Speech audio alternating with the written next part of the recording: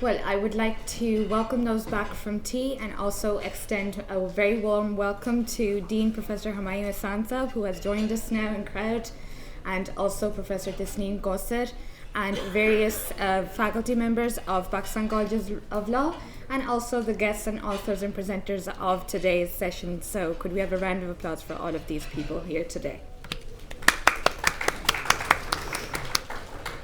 With the very first successful inaugural session, we are now going to proceed to our second session, which concerns the violations of vulnerable persons' dignity, which will be moderated by Ms. Momna Iftikhar. So could we please have her on stage? And also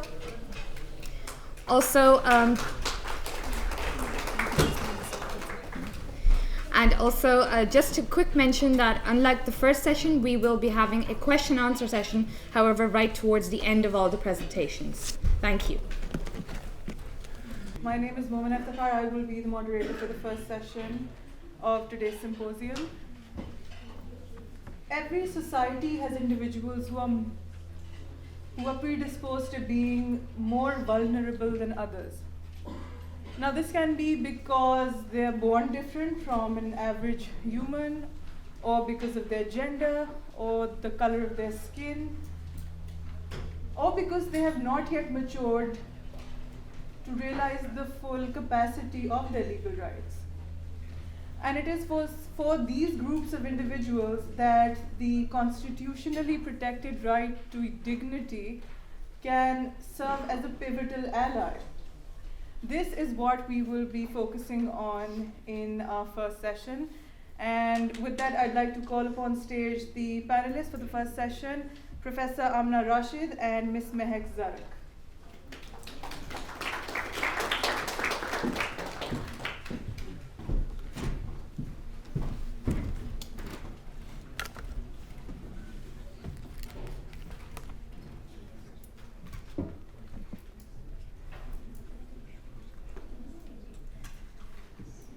Our first presenter is Professor Amna Rashid. She holds an LL.M. from the New York University School of Law. She currently serves as the assistant professor at UMT School of Law and Policy in Lahore. The title of her presentation is Unheard Voices and Unseen Faces, Pakistan's Failure to Protect Persons with Disability in Pakistan. Professor Rashid, if you may please begin with your presentation. Thank you. I will just make one small amendment. It's actually Columbia University. He went to NYU. I was so sorry. It's the same surname, so I understand the confusion.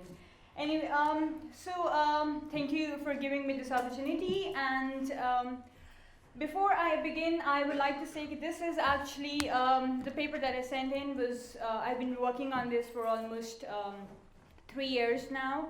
And last night I was trying to summarize it to make it as brief as possible for this presentation, and I couldn't because I couldn't really pick a point which I wanted to focus on more. Now, as the title says, it focuses on the rights of persons with disabilities. And as individuals, we are used to basically interacting with each other. We are used to going to public spaces, we go to schools, we go to malls, we go to shopping, we go to watch a movie, and we go out and play in parks, we do all that stuff, right? But then there's a section of our community, then a section of our society, which do not have opportunities like you and I meet. And they might be here, or they might not be here. So the thing is, they could be individuals who have a sensory impairment. That means they could have a visual impairment, or they could have a hearing impairment. Or they could have an intellectual impairment, i.e. learning issues, or they could have a physical impairment. That means they might not be able to have as much command over their limbs as you and I. They might be confined to wheelchairs, or they might be dependent on crutches. So, of course, the problems when they go out and the problems they face would be different from the ones that probably I face. So the thing is, the society as a whole has to sort of keep that in mind. In other words, we have to work towards making the society a more inclusive society. In other words, we just don't focus on what we face, but we also think about the rights about the opportunities, about the problems, about the difficulties that these individuals face as well. So Pakistan is a very populous country, we all know that. I think mostly we are from Pakistan, and we just recently had our census after almost 2 decades. And the numbers of individuals with disabilities that came across was 3.3 million. And again, of course, there was a lot of criticism as far as the data collection of these individuals was concerned, because we used the same previous model that we used in the 97, I think, census. And then there was this, apart from the underrepresentation, there was also the issue with the language that we used. We, instead of using the terms such as hearing impairment, we would say they're deaf. Or instead of saying a mental learning impairment, we would say they're mentally retarded. And of course, that is where the violation of the right to dignity of these individuals rises. Now, when we go out, as I've mentioned, in public spaces, we are used to simply walking, climbing stairs, or we can easily go watch a movie. But when a person in a wheelchair tries to do the same thing, they would first have to make sure whether the infrastructure is accessible or not, i.e., are there ramps, are there rails, are there places where wheelchair can be parked, are there lifts, and for the visual impairment, are there tactile pavements, are there for the hearing impairment ones, are there signals or lights or visual assistance available for them to be able to enjoy the same things as you and I do. As far as Pakistan is concerned, we all know, we go out, we know that there's an actual lack of footpaths. It's not easy to go out and walk. So if it's difficult for me, for a person in a wheelchair, that's actually a really difficult task now. And for all the roads, we had this very extensive sort of infrastructure overhaul during the past 10 years, where we built all these metro stations, we built this orange train, we built all these, we basically redesigned all those roads, and we put those crossings over, about those crosshead bridges, if you remember those. And the problem is, these things were done after Pakistan ratified the Convention on the Rights of Persons with Disabilities in 2008. So what I did was, and I'm only focusing on the recent things, we actually visited all those places to see how accessible they were.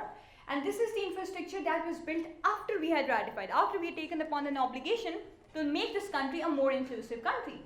And all those areas, and we have actually documented, we have taken pictures, we have taken videos, and we have actually compiled all these things. Not surprisingly, they were not accessible. And the orange line, I know it's not operative yet, but there are spaces where they've said, okay, look, there's the ramp, and there'll be a lift which will be installed, and you can actually access it if the individual is on a wheelchair. But we are not sure whether the ticketing service is actually accessible by visual impaired individuals or not. For the metro train, there was no such thing available, and plus there was actually a gap for all that, between the train and that, and the seat that was specifically limited or specifically selected for the individuals was actually so far away that a person with a wheelchair could not even think of getting into and first and parking their wheelchair there.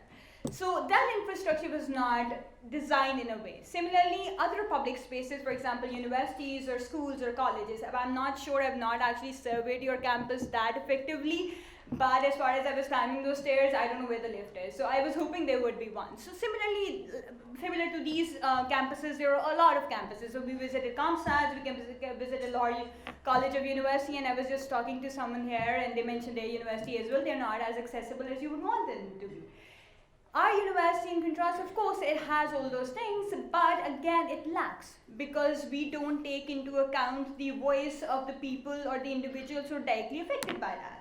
So to counter that, I actually interviewed these students. I have been sort of lucky enough or blessed enough to actually teach students with hearing impairment. My university, University of Management and Technology, has an inclusive program. So we have students who sit, who enroll in the same educational programs as any other individual. So for example, I would be teaching students who might have a hearing impairment, and then there will be students sitting in the same class who won't.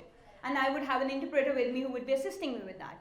So that is how we try to make it inclusive. Of course, there are problems and hiccups with the system as well. There are certain areas which are not really that accessible. But other than that, we have tried to make it as inclusive as possible, because one of the chairs of the Special Needs Education Department had this vision and he wanted to do that. The same approach is basically to be applied to other public sector areas. And of course, I understand whenever we talk about the rights of persons with disabilities, the first thing that comes to mind is that, look, what about the rights of other individuals? Look, we are not really that rich of a country. Look, what we are already, like most of the infrastructure was built way, long ago, so it's really difficult. How would they do that? And the second is basically the mention of a person's disabilities evokes an emotion of pity amongst on us, like, oh, bichara, wala jo see na jata.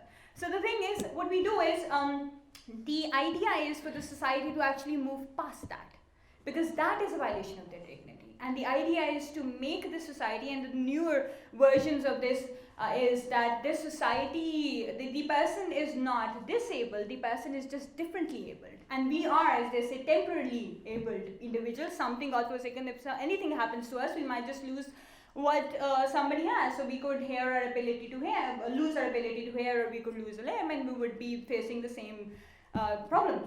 So the idea is not to curb them in a situation, to have a society which curbs them from forwarding, or to pity them, or to basically sympathize with them. The idea is to make the society a more inclusive society.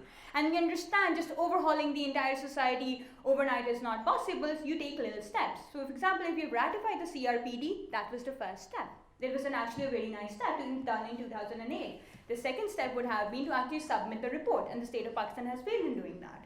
And the third step would have been to actually make the laws which would have taken into account the convention and the rights, and would have taken steps to make it a more accessible society.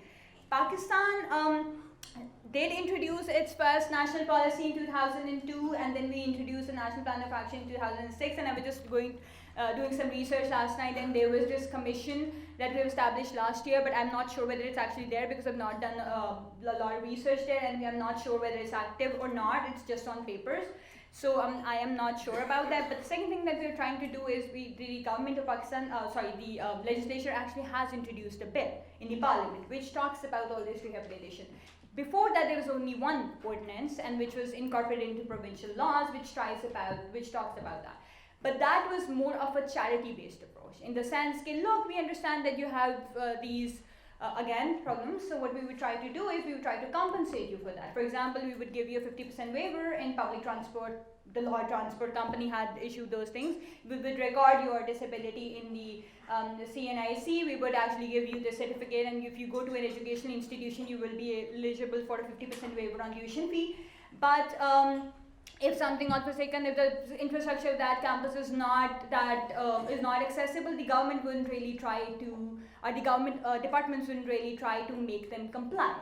So what happened was, then more and more individuals started litigating. So recently, the Lahore High Court actually gave a ruling where they said that the ordinance language itself was a violation of the right of dignity of these individuals.